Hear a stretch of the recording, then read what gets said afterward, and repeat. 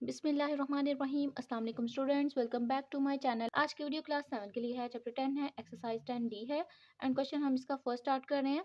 इसके जो 2 पार्ट्स हैं वो मैं सेपरेट वीडियो में करवा चुकी हूँ। मैं डिस्क्रिप्शन में उसका लिंक ऐड कर दूंगी, आप जाके सबसे पहले वो देखें, उसके बाद थर्ड पार्ट पे देखें। ठीक है, तो थर्ड पार्ट में हमने बेसिकली करना क्या है, हर एक के लिए, हर पार्ट के लिए जो स्टेटमेंट सेम है, हमने एलिमिनेशन मेथड से इन लीनियर इक्वेशंस को सॉल्व करना है। ठीक है, अब एलिमिनेशन मेथड का ये मतलब होता है कि हमने ना दो हमें इक्वेशन नज़र आ रही हैं, लीनियर इक्वेशंस है, उनमें से हमने किसी एक वेरिएबल को ख़त्म करना होता है, एलिमिनेट करना होता है, और उसके बाद जो है वो हम दूसरा जो हमारे पास सेलेक्ट करें। अगर आप एक्स को फिनिश कर रहे हो तो वाई की वैल्यू आ जाती है, फिर वाई की जब वैल्यू आ जाती है तो फिर आप जो है वो एक्स की तरफ आते हो।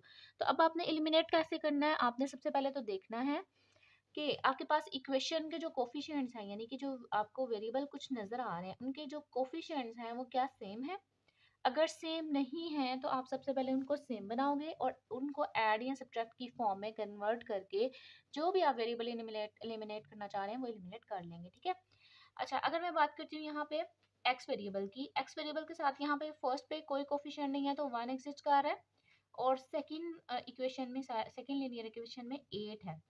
एक हो गया कोफिशिएंट 1 और एक हो गया 8। अगर 1 हो तो हम सिंपली क्या करते हैं, दूसरी इक्वेशन को देखते हुए उसी सारे नंबर को उठाते हैं और सबसे मल्टीप्लाई कर देते हैं। तो एक ये इजी वे है इसको करने का। तो सबसे पहले आपने क्या करना है, इक्वेशन को नेम दे देने हैं। पहले तो क्वेश्चन को एज अ सॉल्यूशन लिखें और साथ ही इनको इक्वेशन के नेम दे देते हैं। ये फर्स्ट इक्वेशन हो गई, और 8x plus 3y is equal 45, ये हमारे पास सेकेंड इक्वेशन हो गई। ठीक है, तो जैसे कि मैं फर्स्ट मेथड यूज़ कर रही हूँ तो मैं क्या करूँगी, सिंपली फर्स्ट इक्वेशन को लूँगी और उसे मल्टीप्लाई कर दूँगी 8 से, इसको देखते हुए। ठीक है, इस 8 को इस सेकंड वाले वेरिएबल के कोफिशिएंट को देखते हुए मैं इस वर्किंग करूँगी। ठीक है, तो आप सिंपली क्या करोगे, मल्टीप्लाई फर्स्ट इक्वेशन बाय 8। तो फर्स्ट इक्वेशन को मैं क्या कर दूँगी, मल्टीप्लाई बाय 8। अब जब आपने मल्टीप्लाई करना है तो आप इस सारी इक्वेशन को लेते हुए मल्टीप्लाई करोगे। आपने बिल्कुल ये नहीं करना कि सिर्फ जो वेरिएबल हमें चाहिए उसके साथ मल्टीप्लाई किया बाकी रहने दिया। नो, आपने सबके साथ करना है। तो आप सारी जो इक्वेशन है आप उठा के इसके अंदर लिख दोगे, ब्रैकेट के अंदर। अब इसका मतलब है कि 8 इन तीनों के साथ मल्टीप्लाई होगा बारी बारी। इससे मल्टीप्लाई होगा तो 8x, क्योंकि x का भी कोई कोफिशिएंट नहीं तो ऑब्वियसली यहाँ पे 1 मौजूद है, तो 8 1 8 और x as it is, plus 8 2 16 y as it is, equal 8 को 17 से हम मल्टीप्लाई करेंगे तो क्या आएगा। तो आप ना यहाँ पे मल्टीप्लिकेशन का थोड़ा सा काम कर लें, तो यहाँ पे हमारे पास 136 जो है वो वैल्यू आ गई। अब ये जो हमारे पास न्यू इक्वेशन आई है वो कौन सी बनी है, थर्ड। सिंपली आप क्या करोगे, सेकेंड इक्वेशन को, क्योंकि मैंने बेस फर्स्ट की ली है, जब मैंने थर्ड इक्वेशन बनाई तो किसको यूज किया, फर्स्ट को। अब आपने इसको फर्स्ट को नहीं लेना, अब आप सेकंड और थर्ड की बात करोगे, तो आपने सिंपली क्या करना है, सेकंड को माइनस कर देना है थर्ड में से। तो आप यहाँ पे लिखोगे subtract second equation from third equation. ठीक है, तो अब हम सिंपली इनको माइनस कर देते हैं। Third equation from third equation है ना, तो जिसमें से हमने निकालना होता है हम उसको ऊपर लिखते हैं। 8x plus 16y is equal 136। तो मैंने थर्ड इक्वेशन ऊपर लिख दी और जो सेकंड इक्वेशन थी वो मैंने इसके नीचे लिख दी। अब जब सब्ट्रैक्ट की बात आती है तो आपको ये पता होना चाहिए कि जब हम अलजेब्रिक इक्वेशन को माइनस कर रहे होते हैं तो जिस वैल्यू को, जिस एक्सप्रेशन को हम माइनस करते हैं उसके सारे साइन ऑपोजिट कर देते हैं। ठीक है, तो अब आपने यहाँ पे वही रूल अप्लाई करना है। 8 के साथ कोई साइन नहीं तो क्या है, प्लस।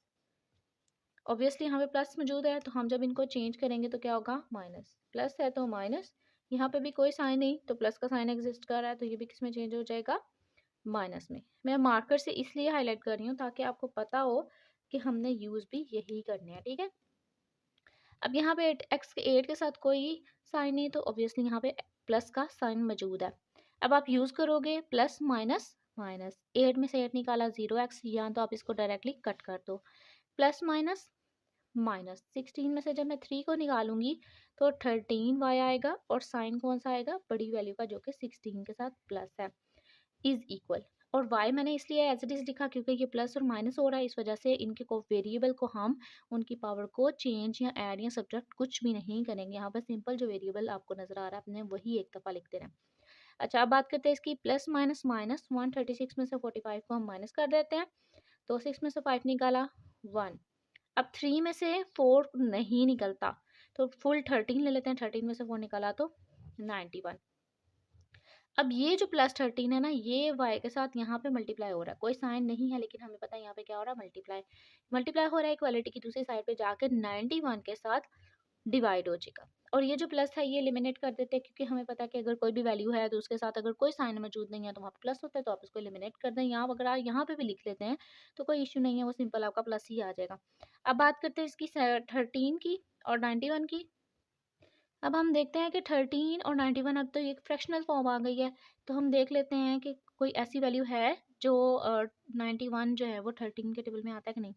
तो यहाँ पे अगर मैं बात करूँ 1 लास्ट पे आ रहा है, तो हम कैसे 1 ला सकते हैं, 3 को मल्टीप्लाई करें किससे, 7 से अगर मैं मल्टीप्लाई करूँ तो 21 आता है, यानी कि लास्ट में 1 आ रहा है।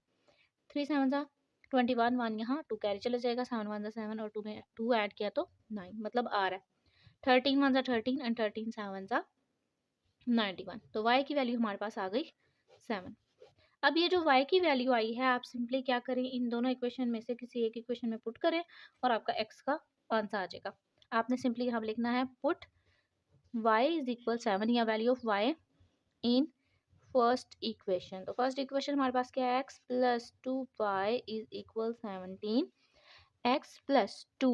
अब y, ये दोनों आपस में अगर इनके दरमियान कोई साइन है ना, तो हमें पता है यहाँ पे मल्टीप्लिकेशन हो रही है, मल्टीप्लिकेशन का साइन भी एग्जिस्ट कर रहा है, तो आप सिंपली क्या करें, मल्टीप्लिकेशन भी लगा लें और साथ ब्रैकेट भी अप्लाई कर लें, या आप ब्रैकेट अप्लाई कर लें या मल्टीप्लिकेशन का साइन एक ही बात है, बस आपने बोर्ड मैथ्स के अकॉर्डिंग इसको सॉल्व कर लेना।